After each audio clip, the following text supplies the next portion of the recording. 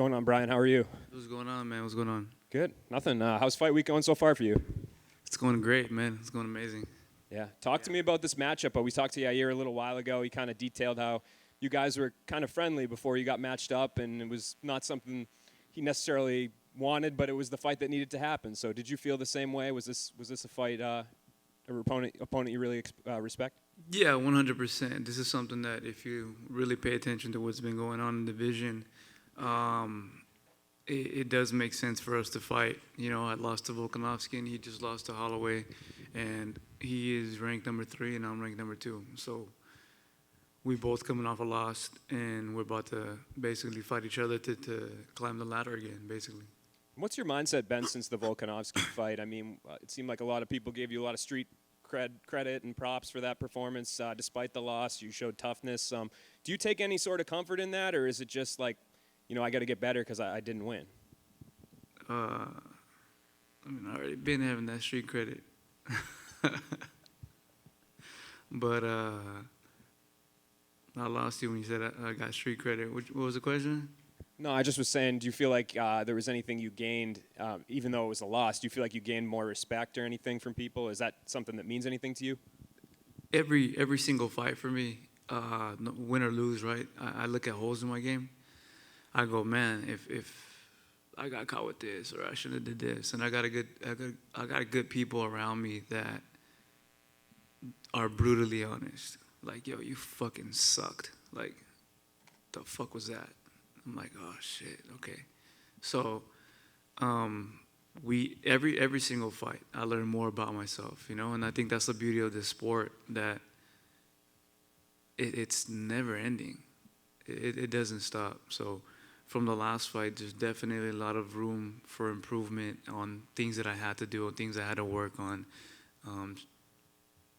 Refighting again in front of a crowd was new. So there's a lot of news again, and we literally for the last, I don't know how long, it's been 8-9 months, we've been trying to patch up the holes and then keep moving forward. From a technical standpoint, what do you feel like your biggest focus has been? I know you said feeling comfortable with the crowd and the moment and everything, but from the technique side, was there things that you saw in that Volkanovski fight that you were like, man, yeah, for sure, man. I sat there and I looked at that tape over and over again. I go, how the fuck did this man get out that choke? I was on top celebrating. I'll be honest with you. I was in there and I had him in that guillotine, and I was just like, I'm about to be a world champ. Like, I swear I was just waiting for the tap, and it never came. And he got out, and I was like, shit. Well, this is a tough motherfucker. And then it was like, oh, he's on top now. I was like, okay, he's pissed. And then I was like, another triangle. I was like, T-City, my T-City. And then he escaped. I go, fuck me, right? And then I was like, damn, bro, this is not my fucking night, or what's going on? And then after all that, we go back, and me and Henry sit down, and we talk, and we look at all the film. And they're just minor adjustments that I missed, you know, small things that I have to rework on. You know, you as a fighter, you stick to your bread and butter and you do things. And because I've been known as a jiu-jitsu guy, I kind of got comfortable with it, and I didn't train it as hard as I used to. It's like, well, I got that in the bag. Let me work on these other things that I'm not so good at. Let me work on my striking. Let me work on other things. And then when it came down to the situation where your bread and butter is going to get you this fight, I forgot minimal minor details, and it was a reality check for me. It was like, yo, don't forget where you come from and what brought you over here. Do you think that that's kind of going to be your mindset going forward? Like, should we expect to see you kind of go back to those roots more, where you really succeeded on the ground? 100%. I would love, I mean, obviously this guy's a phenomenal striker. I would love if the fight somehow ended up on the ground, or if I can take him down. He's wired as well, though, you know. I got both things in the bag as well, where we can, you know, you see me banging out with the best of the best. I keep trying to get better at it, but I do want to mix in more of my trainings and the things that I know I can do in the octagon. And it's something that's always happening to me. I go in there and I train and I spar and I train with high-level guys, and they're like, bro, where is this Brian at when he's fighting? And it's just like, fuck, man, I don't know. Like, I don't want to say I have like stage fright, but just certain things don't pop off, and maybe I have to learn to just let go and be free in there, and something hopefully that I plan to do and always get every single time I fight. Last one for me. What did you make of Yair's last performance against Max? Were you pretty, despite a loss, do you feel like that there was... He did great. He did great. Phenomenal. Like, he did an amazing job. I think he lost the exchanges when it came to maybe like the takedowns and the grappling and stuff like that. But on the stand-up, he looked great. He was, in my opinion, I think he was winning some of the exchanges just due to the leg kicks, you know? Hey, Brian. When it comes to that Alex fight, you know, obviously you were so close to winning. Is that more frustrating because you know how close you were, or is it something you can go to a rematch and think, well, I nearly had him, this time I can get him? Is it more confidence building or more frustrating? One more time, please. So you had him in that choke and you nearly finished him. Is it more frustrating knowing how close you were to winning the fight, or is it something that gives you confidence going into a rematch, knowing you can win if you make those small adjustments? It's both. It's both, because I'd be lying to you if I didn't, for the last couple months, and every fan reminding you, like, yo, you almost became a champ. I was like, thanks, you fucking dick. You know, like, you don't think I sit there and I think about it? Trust me, I know. I gotta live with my fucking self. Yeah. And then there's a part of like, bro, stop being a bitch, you know? Like, go in there and make the adjustments and make sure you're undeniable the way he's doing right now. I got to take a page off his book. He's making sure that he's undeniably the best that there is. I need to become that. If I want to become a champ, I need to steal a page off that man's book, which is when he comes to that mentality, you have to be undeniable. Yeah. And that's what I'm doing. I'm doing my best to grind, to work as hard as I can to make sure that I'm undeniable. I remember when Dominic Reyes fought John Jones and the decision was kind of funky. He said that he found it really hard to get motivated after that because he felt like he had nearly won and it was like, you know, he couldn't get up. Is that something you struggled with for this one, or were you the opposite? Were you like, I was so close, I better get back there again? Which ones are you? I mean, I didn't know if, the fact that us fighting again didn't cross my mind. I was like, well, fuck, I got to climb. I got knocked down the ladder. I got to see what I have to do to climb back up. Right? And motivation for me is something that comes pretty fast, actually. I know where I came from. I pull motivation from different resources in my life, and motivation is never a factor when it comes to my life. You know, if anything, it's staying disciplined, staying consistent, going when you don't feel like going. And something that I did learn from my first defeat was I thrive when I put myself in arts and worlds that I'm not good at. Like when I go to the gym and if it's me and you start beating my ass, I'm like, fuck yeah. Like, this is what I need. I need this. I need to lose here because that means I suck here. And then I use you as a way of understanding my skill set there, because in the beginning, you're let's say these guys take me down, whether it's wrestling or whether it's Muay Thai, and these guys just beat me up for 5 rounds straight, where it doesn't seem like it would be fun, but I'm thrilled. And then later on, it's like, well, you only beat me up for 3, you only beat me up for 2, and now it's a tie. Oh shit! Now I'm coming up. Like, give me the next one. I'm actually learning this. I'm having fun with this, and by the time you know it, you're in shape, you look good, you feel good, and you're like, holy shit, I got better. It just happens, you know, through doing it. And I feel like you have to have fun in the journey. And me personally, I have fun when I go to places and I lose, and I'm the white belt again. And then it's like my goal is like to become that black belt. Last one from me. I think when people look at this division, for me at least, the top 3 names are always Alex, Max, and you, right? Those are the 3 that seem to be at the top all the time.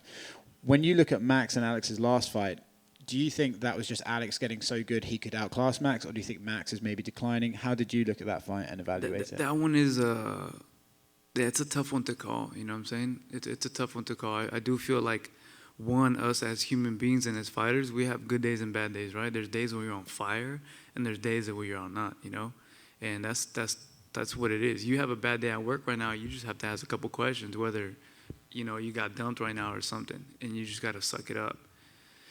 I gotta get fucking hit in the face, and I have to, do to my game plan, do everything. And this is something I've always said, that we're human beings at the end of the day, and I don't know, because only people who do know that is Max himself, whether he knows he had a good day or bad day, and Volkanovski as well, But my credit right now is to Volkanovski, because he did break his hand during that fight. He kept going. He looked phenomenal. And he got the job done. He set the trilogy out, and he shut him out 3 times to none. And all credit to that man. He's doing great. But looking at how it's looking, it makes sense. And somehow in my career, I'm always in these situations, and to me, it's like, fuck it, let's go. I lost to Max, and then I came back, fought Zombie, and he was on a tear, and they're like, yo, this fight gets a title. And I was like, all right, cool. I was just trying to fight again, but all right, let's go. And then same thing, I lose another fight, another title fight against, I said my both losses come from the champs at the prime in their time, if you really pay attention to it. So I'm not too far away from there, and I know there's different things I'm changing in my life to make sure that I'm right there with them. So when it comes to this fight, if whoever wins does get a title shot, then that's what that is, And I look at it as I'm so far the man who's put the champ in the most trouble. I'm not saying I beat him or nothing, right? But where he's had the most difficulty, or someone who's dangerous to face him, is me. And the world saw that, and he knows that, and we'll see what happens. I have one man to focus on this weekend. So last thing I want to do is start speaking about the future and start, counting all my eggs before they hatch. Between Volkanovski and Max and you and Yair, just been a lot of competitive fights in this division. What does it say about the depth of this division and just how competitive it is these days? Bro, it's insane. I feel like this is the most stacked the featherweight division has been in its entire life. Because you got Max, who's a force to be reckoned with, and then you got Volk, which is like, holy shit, and then you got myself in there, like, and then you got Yair, and it's like, top 5 ain't pretty for anyone. Like, we're hard. That party where you walk in and fucking no one welcomes you? Like, that's who we are to these newcomers. Like, motherfuckers not welcome. Like, and it's hard to get in. And that's what we're doing, And it is what it is. We're tough. I think someone said there's only been one person who's been kind of finished in the top 3 or so. I forgot what it was, the stats I read, but I was like, holy shit, like, they're right. None of us go down easy. None of us go down at all. We're fighters. Yeah, we're like top, and it's tough. So I know COVID changed a lot as far as training camps and who you train with and whatnot, but I know you used to train with Dr. Andy Galpin. Have you gotten back to working with him? We've never stopped working. Yeah. Well, in person. I remember you guys were doing like virtual, right? Yeah, we're doing virtual for a while, and it's the same as in person, He does a great job. He's one of the most amazing people that I have worked with when it comes down to actually having a nutritionist and someone tell you what to do with your life. He's someone that has been a game changer for my life. When it comes down to structuring my life, when it comes down to training, to schedules, to when to rest, when to eat, when to train, how hard to train, how hard not to train, when to take a day off, when to relax. I needed that in my life. I had no structure. And I don't know if you guys have ever heard of me speak about that, but I was the kind of person who would sleep in, and I would wake up and take a pre-workout for breakfast, and it was just like, all right, what are we going to do? Let's go figure this out. I feel like lifting some weights, or I feel like doing this. All right. And as long as I worked hard, I thought that I was doing the right move. But I was eating Jack in the Box, I was eating Subway, I was eating Denny's, I was eating Norm's.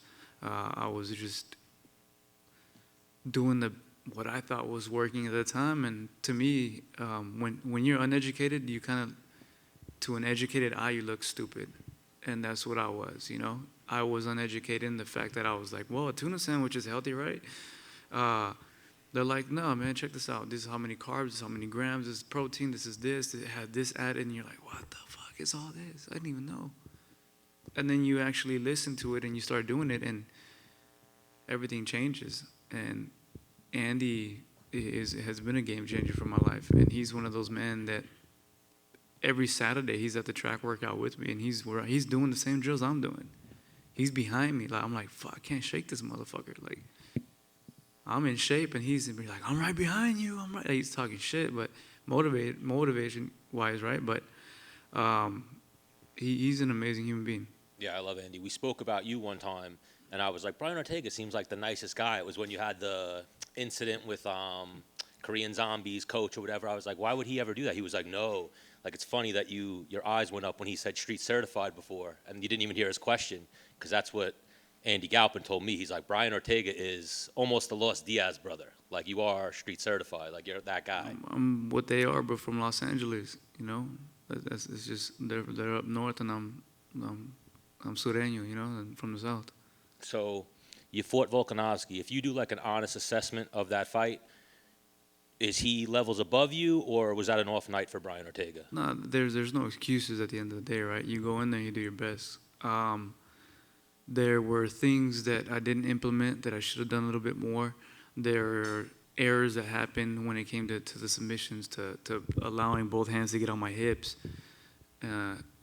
That's the escape there, you know. So I thought I had the arm still in, and the elbow slipped out through the crack when it allowed both hands to place on my hip. So there are adjustments that I have to make, and obviously in the fight, it's a hard thing to do, man. This is a live fight. Like, I'm fighting for my life. He's fighting for his life.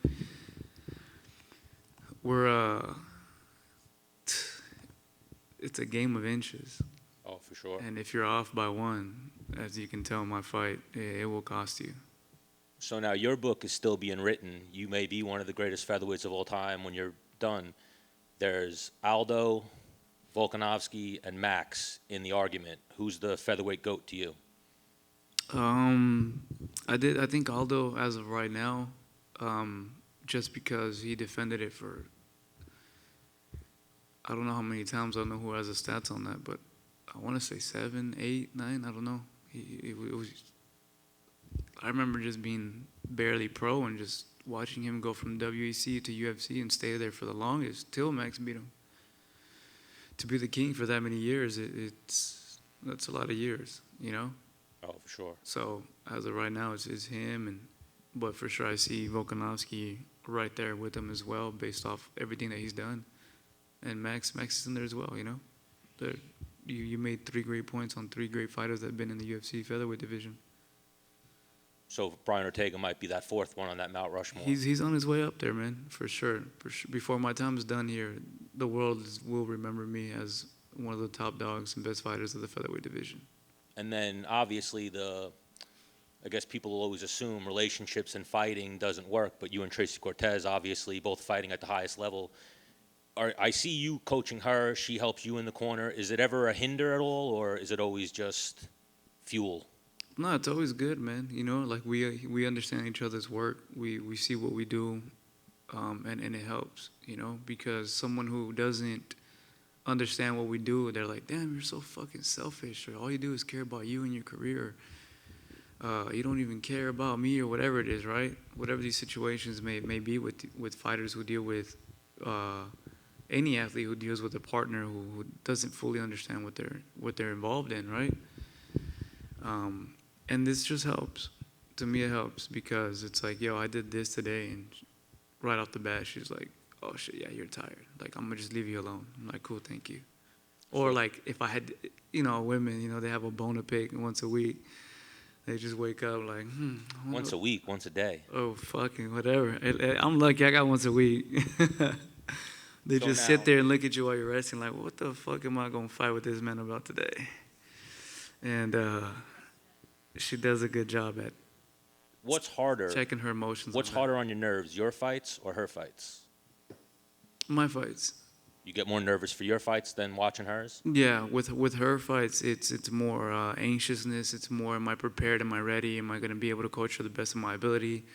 It's easy when you're not in here, man. When you don't have to step in the cage and fight, to me, it seems a lot easier. The world is not, the weight of the world is not on my shoulders anymore.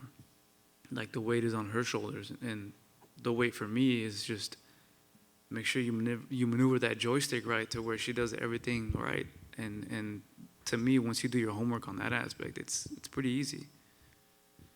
So Yair, well, that last one from me. I know Yair is kind of like a gypsy, travels gyms a lot, and he's moving around a little bit. Have you and him ever crossed paths? Training-wise? Training-wise or anything personal interactions, anything Oh, like that? yeah, for sure. We've seen each other a lot of times. We've seen each other in Mexico. We partied with each other in Mexico. We partied with each other in Vegas.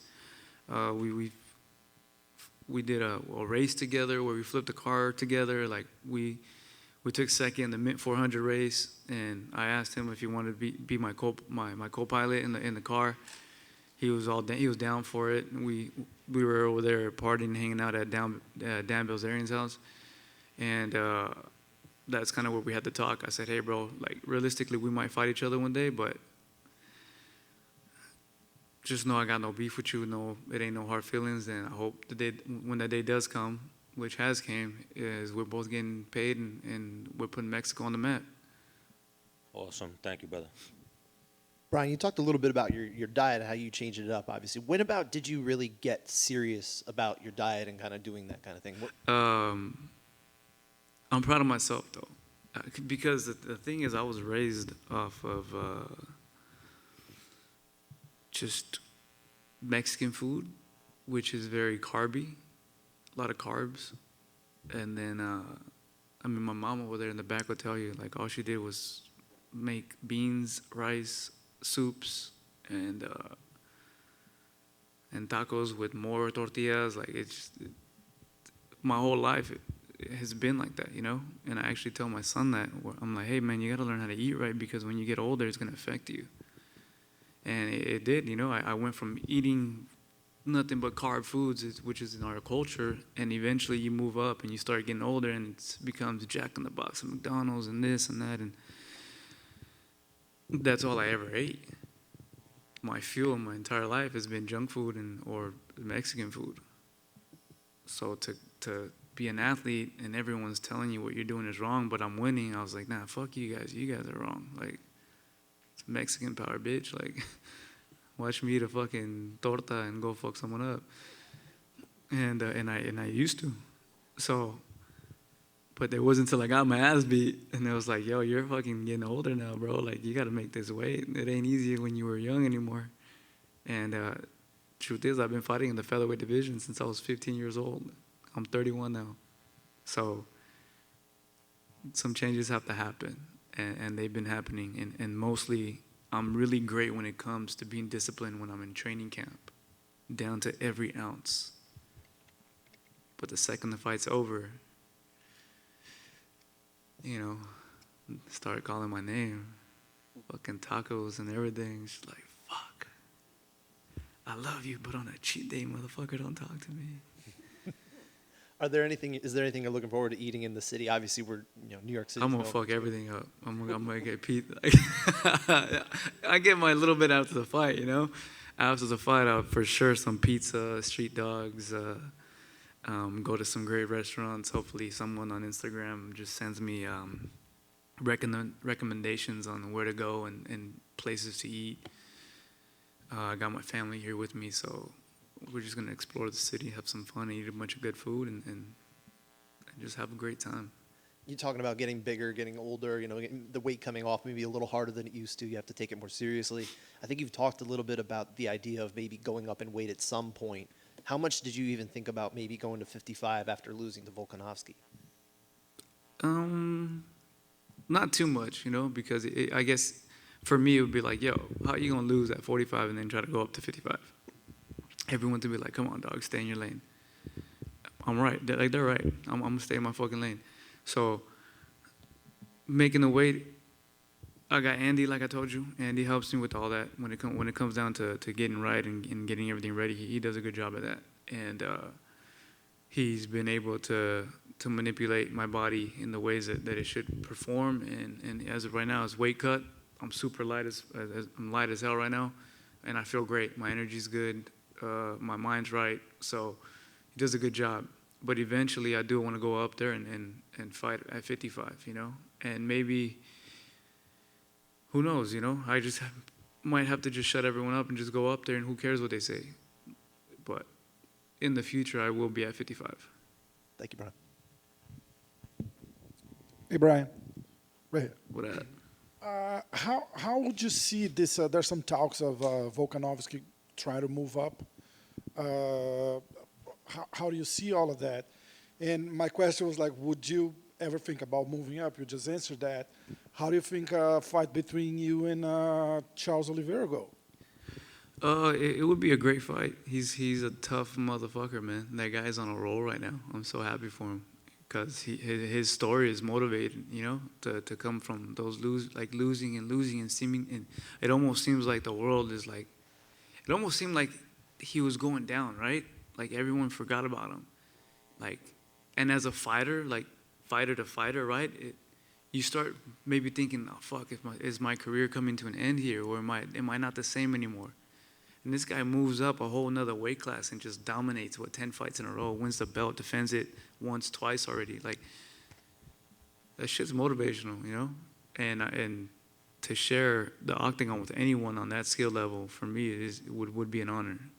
I've talked about it, people, and I think people took it disrespectfully, but as a fighter and as a competitor, I want to test myself against the best.